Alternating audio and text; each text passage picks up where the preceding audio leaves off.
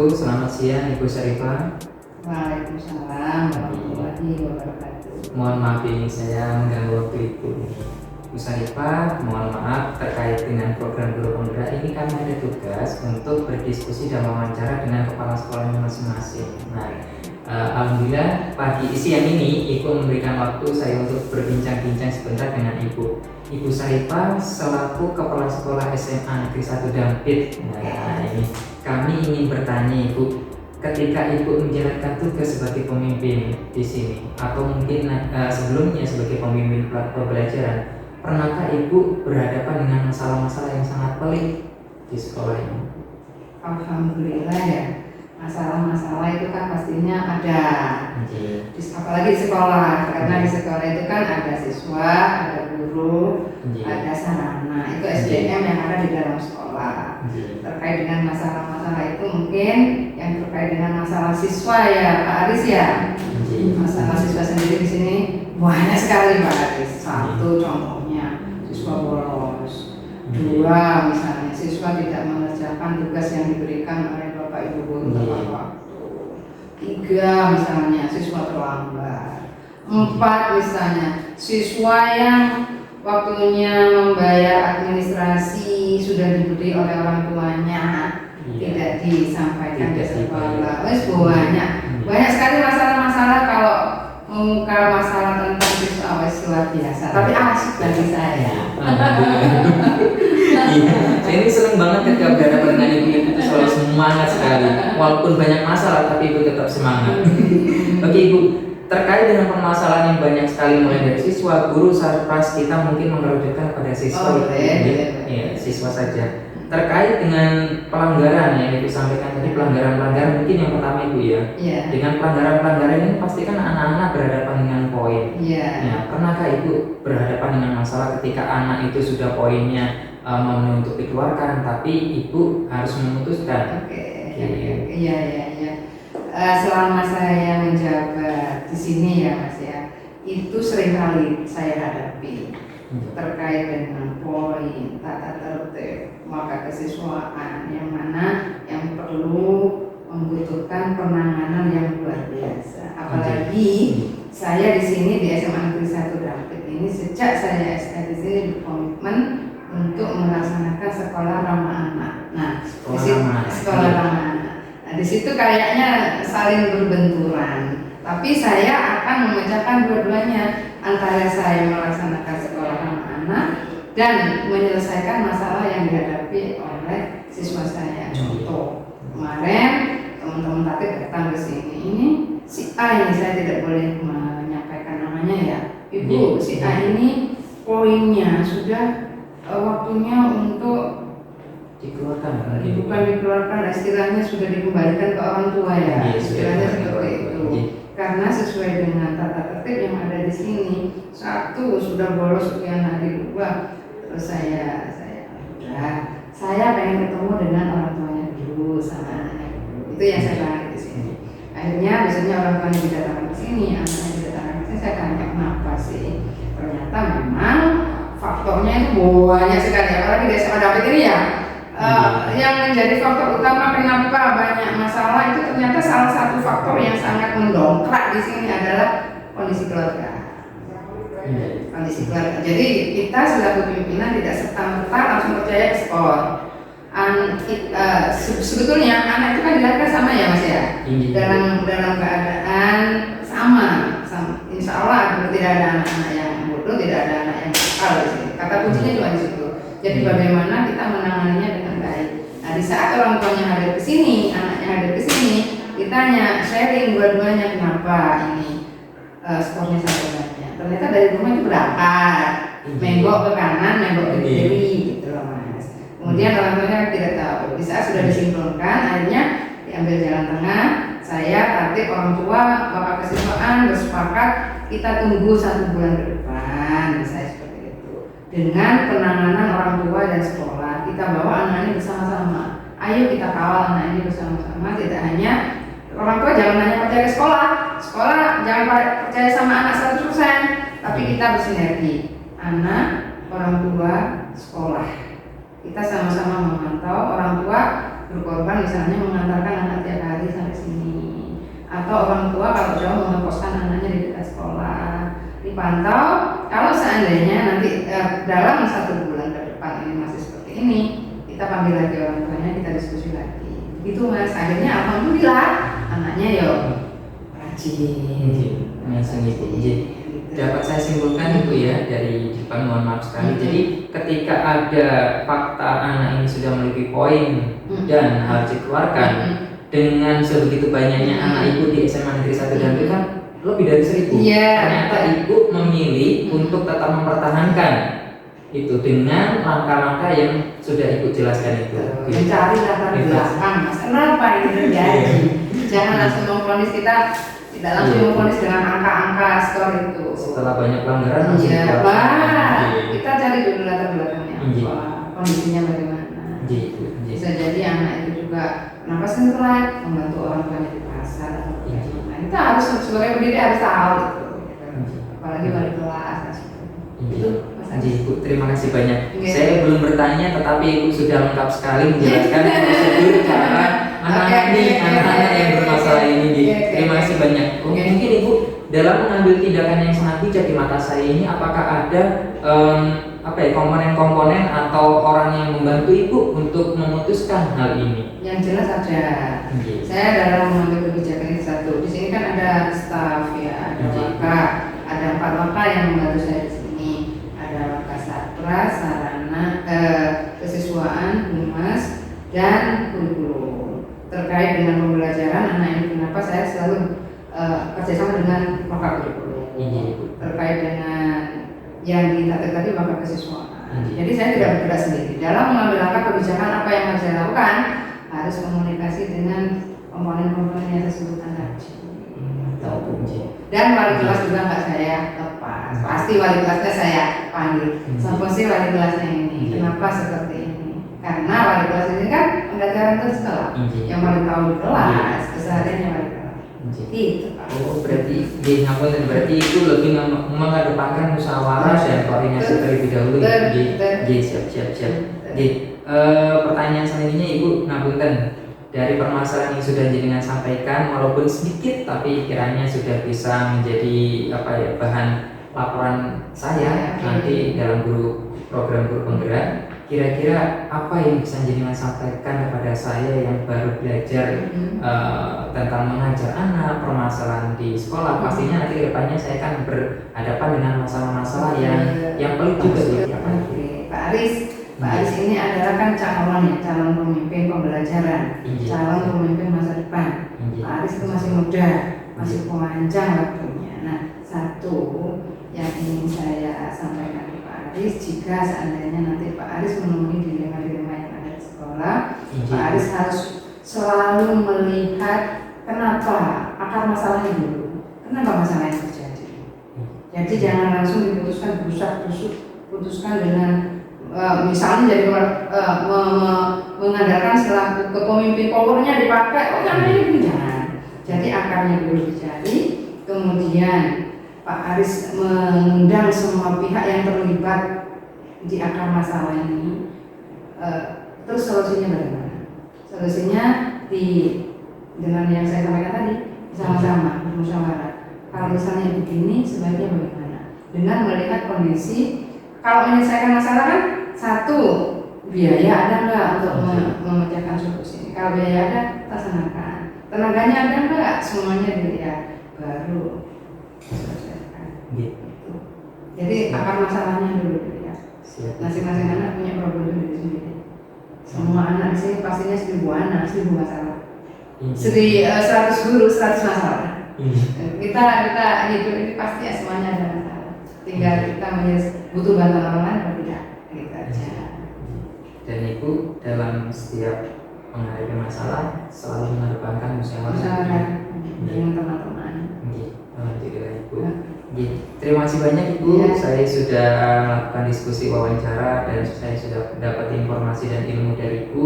Mudah-mudahan Ibu Sarifah selaku Kepala Sekolah SMA Negeri 1 Dampit ini selalu diberikan kelancaran dalam menjalankan tugasnya sebagai pemimpin di sekolah kami, juga selalu dalam lindungan Allah, keberkahan dan selalu sehat, dan selalu semangat juga dalam membimbing kami. Tidak hanya murid, tapi kami juga sebagai guru perlu Insya Allah, insya Allah.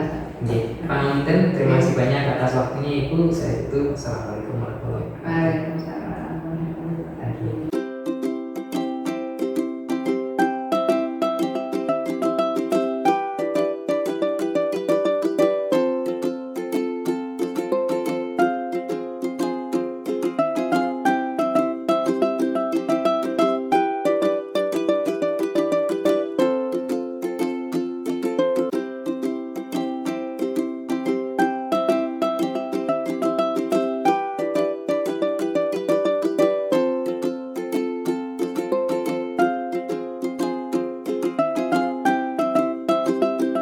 Assalamualaikum Pak Adi. Waalaikumsalam. Oke, ngapunten Pak Adi, ini mohon maaf sekali saya mengganggu waktu Pak Adi.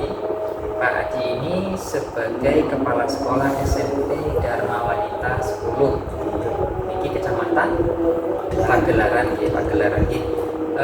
Tujuan saya wawancara ini berkaitan dengan tugas saya dalam guru penggerak Pak Adi. Jadi ini terkait dengan materi dilema etika dan rujukan moral, di mana materi ini membahas tentang permasalahan-permasalahan yang harus dihadapi oleh kepala sekolah dan bagaimana cara kepala sekolah itu menghasilkan kebijakan atau memutuskannya seperti apa. Oleh karena itu, izinkan saya Pak Adi untuk berwawancara dengan Pak Jenengan terkait dengan jenengan posisi sebagai kepala sekolah di SMP Dharma Wanita 10 Pagelaran. Tentunya banyak sekali permasalahan-permasalahan yang jenengan hadapi Pak Adi. Nah, ini kami akan bertanya tentang beberapa masalah ya, sedikit saja masalah. Tentunya masalah kan banyak ya Pak Adi. Oke, selama ini Pak Adi, masalah-masalah pelik apa yang Pak Adi itu hadapi selama jenengan statusnya sebagai kepala sekolah di SMP Dharma Wanita 10 Pagelaran ini Pak Adi? Ya, terima kasih atas kesempatan yang diberikan kepada saya. Coba saya akan menjawab pertanyaan yang sampaikan kepada saya. Sebetulnya kalau dikatakan sulit, ya sulit. Dikatakan tidak, ya tidak. Cuman kita tinggal tergantung cara kita bagaimana biar kalau sekolah itu bisa eksis ke depannya, bahkan kalau bisa selangkah lebih maju yang kita sama-sama kita harapkan, baik dari kepala sekolahnya, gurunya, tentu saja jadi perkembangan siswanya sendiri. Itu yang terpenting. Untuk masalah peliknya di sekolah yang saya hadapi, yaitu banyak sekali, karena misalkan ya kita paling tidak kita juga harus ekstra sabar lah, paling tidak ada dilema yang satu seperti ini, yang satu seperti ini, bahwa kita harus segera menindaklanjuti. Bu, Pak, ini ada apa, permasalahannya seperti apa ya? Paling tidak hari Senin depan atau Selasa depan kita adakan musyawarah Dewan Guru SMP Dharma 10 dengan tujuan untuk apa? Untuk memondisikan biar semua kegiatan sekolah itu bisa berjalan dengan Siap Pak Adi. Jadi setiap ada permasalahan jenengan langsung fast atau langsung cepet gitu kan? Iya, Itu Pak Adi, ya? misalkan saiki sekarang sudah tanggal 28 lah misalnya. Untuk masalah itu kita harus siap. Kita paling tidak menanyakan ke bendara, bagaimana Bu Bendara, Pak Bendara, apa masih nyaman? Sudah, paling tidak saya harus berpikir ke depan, cepat tanggaplah, paling tidak seperti itu. Berarti ini permasalahan terkait dengan guru, masalah penggajian ya Pak Adi ya? Betul. Kira-kira apakah ada permasalahan Pak Adi dari segi penggajian ini? Tentunya ada, karena sekolahan yang saya sampaikan tadi bahwa paling tidak kita segera mengadakan rapat, paling tidak dengan adanya rapat kita ambil keputusan atau kebijakan yang harus kita ambil. Misalkan anak-anak pada bulan ini bayar misalkan. Ya kita tunggu saja. Bisanya kapan? Misalkan di akhir tahun. Ya monggo terserah, tergantung pada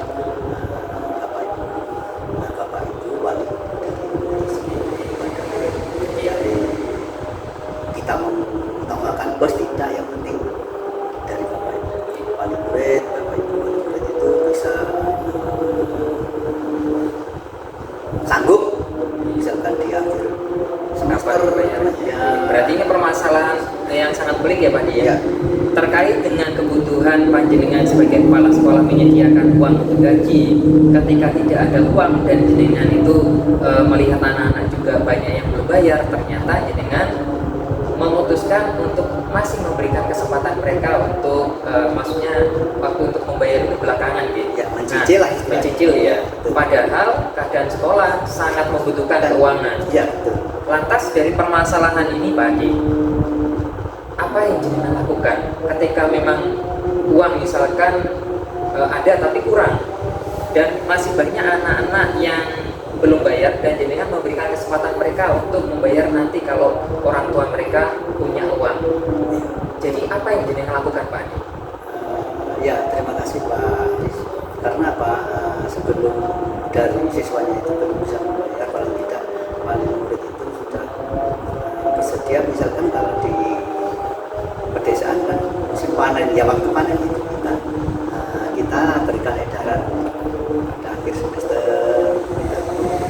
edaran tolong dibuatkan untuk anak-anak yang bayar itu yang ada dari wali Jadi siapa nih? Jadi salah satu solusinya adalah orang tua diberikan kesempatan membayar karena mayoritas petani, berarti ketika mereka setelah panen ya, Pak Di? musim panen. Oh gitu, musim panen gitu.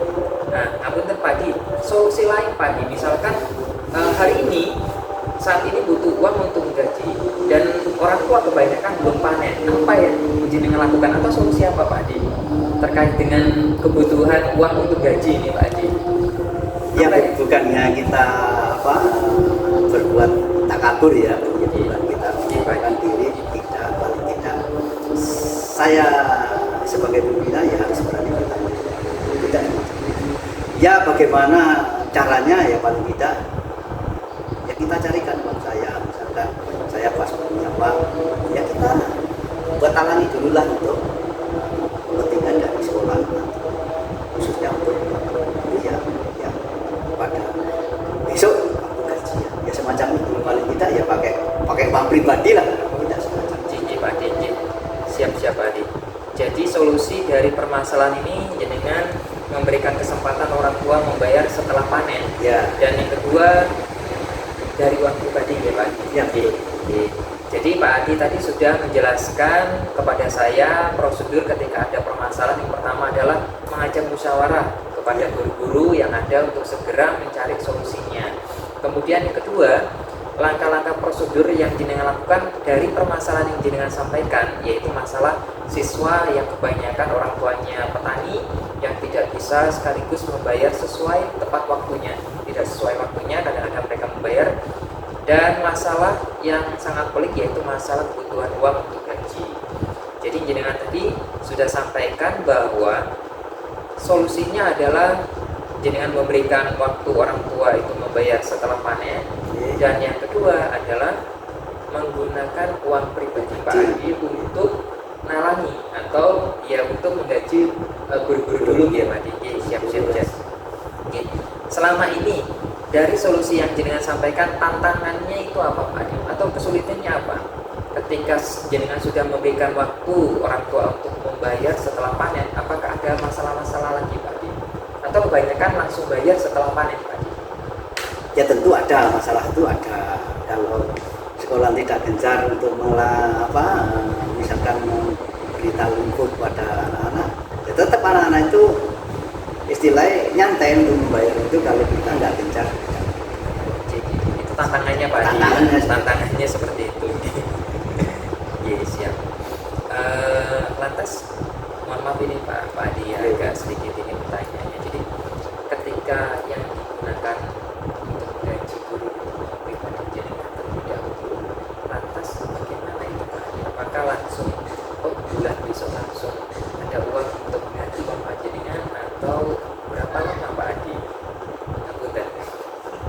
Kalau masalah itu Pak Ali, saya enggak, sebagai kepala sekolah itu ya apa yang jaringan sebagai pimpinan saya enggak memikirkan masalah itu. Yang penting operasional sekolah itu tetap berjalan.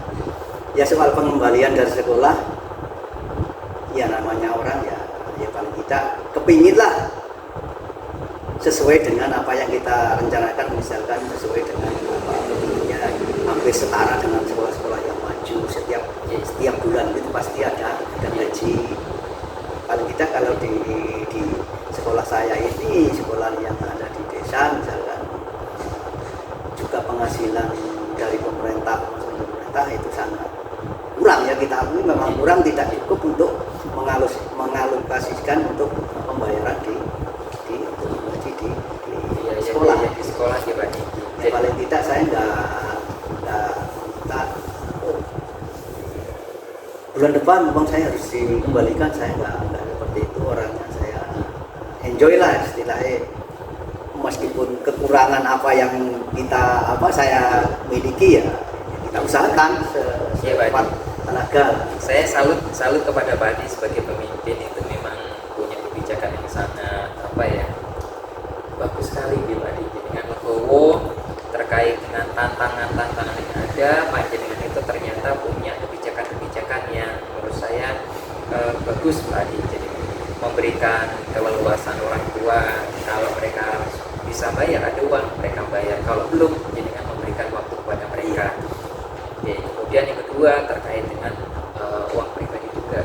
Tantangan ketika pemasukan dana BOS atau dari pemerintah itu sedikit, panjenengan ternyata masih bisa bagaimana caranya untuk keuangan terutama ini tetap berjalan. Salah satunya itu tadi, yaitu menggunakan uang pribadi Pak Adi. Oke.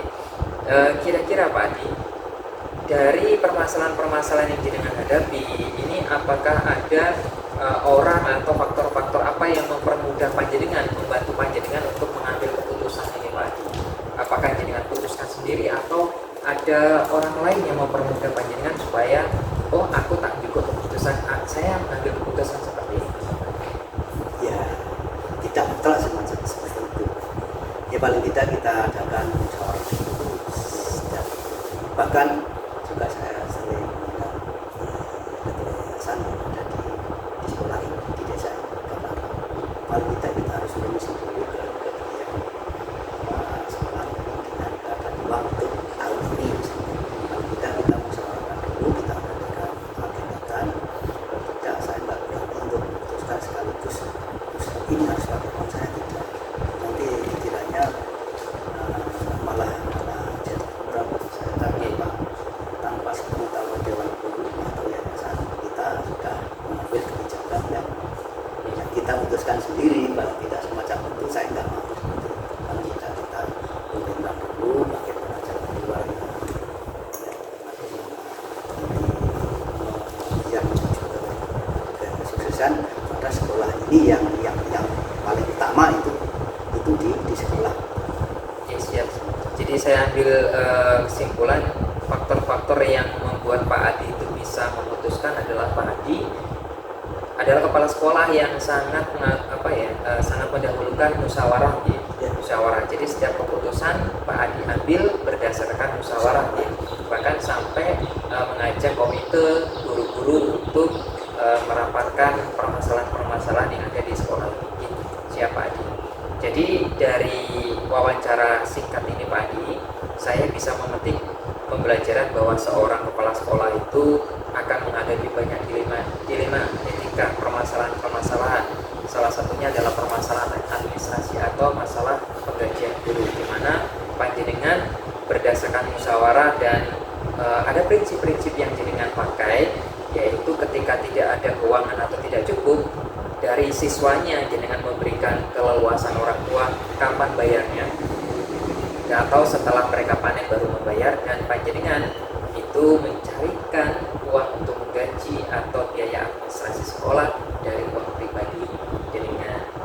Jadi jenengan menitik beratkan pada bagaimana caranya sekolah ini tetap berjalan dan anak-anak pembelajaran juga berjalan lancar sehingga anak-anak sukses ke depannya. Itu yang bisa saya petik dari permasalahan-permasalahan yang panjenengan sampaikan ke saya tadi. Oke, pangapunten, terima kasih banyak. Mohon maaf ini saya sudah mengganggu panjenengan, dan hasil wawancara ini nanti saya minta mohon izin untuk saya share sebagai hasil tugas dari kegiatan guru penggerak yang saya jalani saat ini. Oke, terima kasih banyak Pak Adi atas waktunya. Mudah-mudahan Pak Adi dan rekan-rekan guru itu selalu diberikan kemudahan, kelancaran, kesehatan dalam menjalankan tugas, terutama ketika ada permasalahan-permasalahan yang sangat banyak sekali terkait dengan siswa.